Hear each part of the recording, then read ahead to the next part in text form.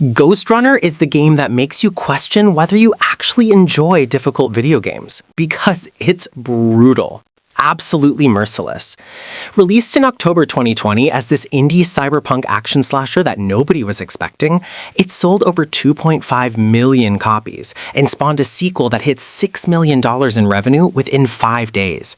A $2.74 million production budget that turned into this cultural phenomenon where speedrunners still play it in 2026. Over 40,000 reviews on Steam with a 91% approval rating. That's genuine achievement for a game about a cybernetic ninja climbing a tower to kill his way to the top. Today, I'm breaking down why Ghostrunner isn't just a cult classic. It's one of the most important action games of the entire generation. The story of Ghostrunner is deliberately straightforward. You play as Jack, technically GR74, a Ghostrunner, a cybernetically enhanced super soldier designed by an AI called the Architect to serve as an enforcer. But Mara, a confidant of the Architect, orchestrated a coup called Takeover that destroyed most of the Ghostrunner units and left Jack deactivated for 20 years in a dumpster. The Climbers, a resistance group, find Jack and repair him, giving him the nickname Jack as a joke because he was all chacked up when they found him. He awakens with vague directives from the Architect, a voice in his head, telling him to ascend Dharma Tower and kill Mara, now known as the Keymaster. As Jack climbs, he meets Zoe, one of the last surviving climbers, who becomes his companion and conscience.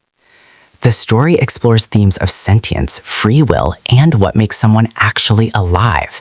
The Architect treats Jack as a tool, dismissing his developing emotions as programming flaws. Jack increasingly acts against his instructions out of compassion, like choosing to help the climbers even when the Architect objects. This internal conflict between orders and individuality drives the narrative. The ending twist, which I won't spoil, reveals that the Architect has sinister intentions unrelated to actually helping humanity. Jack must literally destroy his creator to save consciousness itself. It's surprisingly philosophical for a game about slicing enemies with a katana, which is exactly why the story works despite its simplicity. It respects your intelligence while delivering its ideas through gameplay and dialogue rather than pretentious cutscenes. Ghostrunner's core philosophy is brutally simple. One hit kills. You have one health bar, enemies have one health bar. When they hit you, you die. When you hit them, they die. This creates a high wire active tension where every movement matters. The parkour mechanics are sublime. You can wall run indefinitely, wall jump, dash, grapple with your cybernetic arm, slide, and attack midair. The movement feels incredibly responsive and fluid. Compared to Mirror's Edge, Ghostrunner gives you more tools and more freedom in how you navigate. Combined with the grappling hook, it becomes almost rhythmic. You enter an arena, scan enemy positions, and choreograph your approach like you're dancing through bullets and blades. The combat is deliberate and methodical. You can't button mash. If you attack recklessly, you'll get punished. Most enemies require specific approaches. Gunners with pistols need to be dodged or deflected. Sword wielders with shields must be parried before striking. Ninjas know how to parry and counter. The game forces you to learn enemy patterns and plan accordingly. It's less like traditional action games and more like Souls-like boss fights where every encounter is a puzzle requiring the right approach. Bullet time, an active ability you unlock, lets you slow time and dodge incoming fire. This is essential for survival, but has limited duration. The challenge is knowing when to use it versus relying on pure parkour and reflexes. As you progress, you unlock abilities. Blink for multi-hit kills, Tempest for crowd control, and Visibility for stealth. These expand your toolkit significantly. The difficulty is intentionally punishing. Early levels teach basics. By mid-game, the challenge becomes genuinely brutal. There's no difficulty setting on the base game. Only accessibility features like extra lives, increased ability cooldowns, and slower gameplay speeds. This design choice is controversial. Some players see it as perfect difficulty balance. Others see it as gatekeeping. But the game remains about one thing: execution. Master the mechanics and you survive. Mess up once and you restart. That's the entire philosophy. The level design is exceptionally thoughtful. Arenas are tight, but not claustrophobic. They have multiple vertical spaces, multiple routes, ledges to perch on, walls to run, surfaces to grapple. The game never forces a single solution. You can parkour around enemies, you can directly engage them, you can use height advantages, you can combine parkour and combat into one fluid sequence. What impresses me is the checkpoint placement. You die constantly, but checkpoints are generous. Sometimes you'll restart in the exact arena where you died, sometimes a few encounters back. The game never makes you replay long sections, respecting your time while maintaining the challenge. This balance is crucial to why Ghostrunner works, despite being brutal. The combat arenas themselves are puzzles. An enemy with a rocket launcher needs distance. How do you close the gap while avoiding projectiles? An enemy with a shield needs to be parried. Where do you position yourself? The game teaches you enemy types early and gradually introduces more complex combinations. 2 gunners plus a swordsman, 3 missile enemies plus melee combatants, etc. The Cybervoid sections are different. These are digital puzzle segments where you're solving platforming and logic puzzles instead of fighting. They serve as pacing breaks, but sometimes feel disconnected from the main gameplay. They're necessary for story progression and unlocking abilities, but they occasionally disrupt the game's rhythm. The progression is perfectly tuned. Each arena teaches a lesson. By the final levels, you're executing incredibly complex sequences. Wall run across a laser-filled gap while dodging gunfire, grapple to an enemy, cut them mid-air, land on a crumbling platform, wall run up a vertical shaft while enemies fire from below. It's genuinely incredible spectacle. Ghostrunner looks absolutely incredible. The cyberpunk aesthetic is neon-drenched perfection. Dharma Tower is this massive vertical megastructure with glowing signs, holographic advertisements, industrial machinery, and this palpable sense of dystopian overcrowding. The art direction is superb. Every element serves the world building. Colors pop. Neon pinks and blues contrast against industrial grays and blacks. The lighting is dynamic and gorgeous. Particle effects from your katana slashes and enemy weapons are satisfying. Ray tracing on PC makes reflections and lighting phenomenal. Even the base PS4 or Xbox One version looks great, though it suffers from occasional frame pacing issues. Environmental detail is impressive for the budget. You notice damage on walls from combat. Enemies show detailed animations when dying. Your cybernetic arm visibly glows and moves.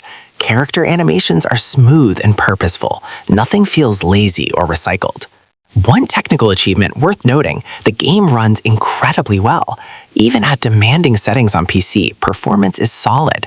The developers clearly understood optimization. Fast loading is essential for a game where you die constantly. Every second of waiting is frustrating. Ghostrunner respects the player's time. The soundtrack by Daniel Deluxe is phenomenal. Synthwave beats pulse with every action sequence. The music isn't intrusive, it supports the action without overwhelming it. Important story moments get appropriate musical punctuation. Chase sequences have driving rhythms that amplify adrenaline. It's genuinely one of the best video game soundtracks in the last 5 years. Here's where Ghostrunner is controversial. It's hard. Genuinely, legitimately hard. Not Dark Souls hard. This is harder in different ways. In Dark Souls, you have a health bar. You can trade damage with enemies.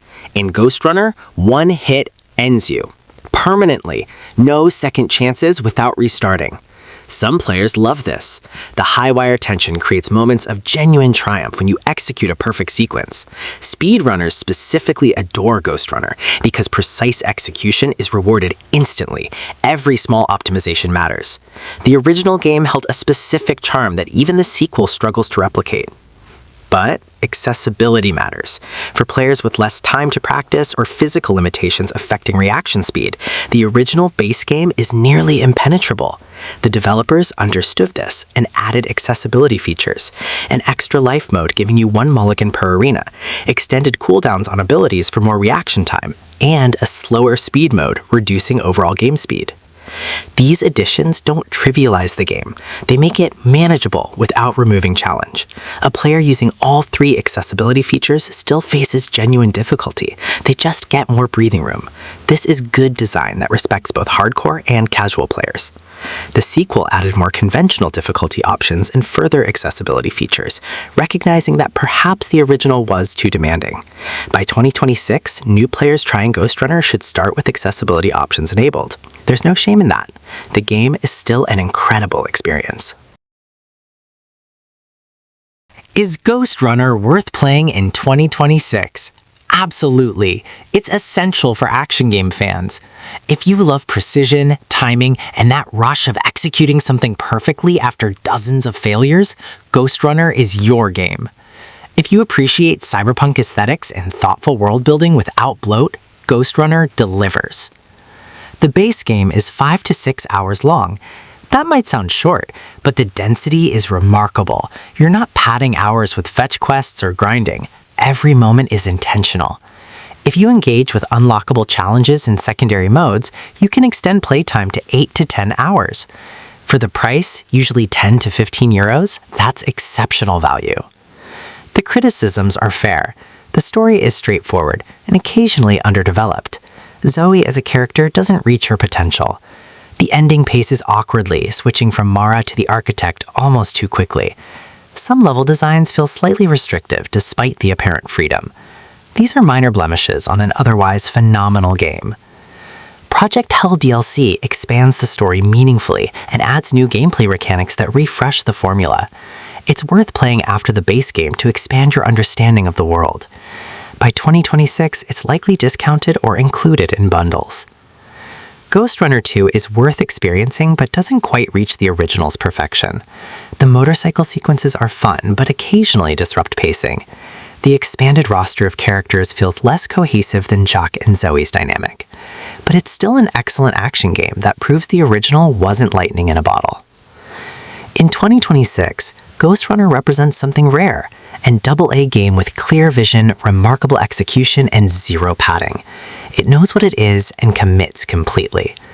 The one-hit kill philosophy isn't for everyone, but for players who respect it, Ghostrunner is perfection.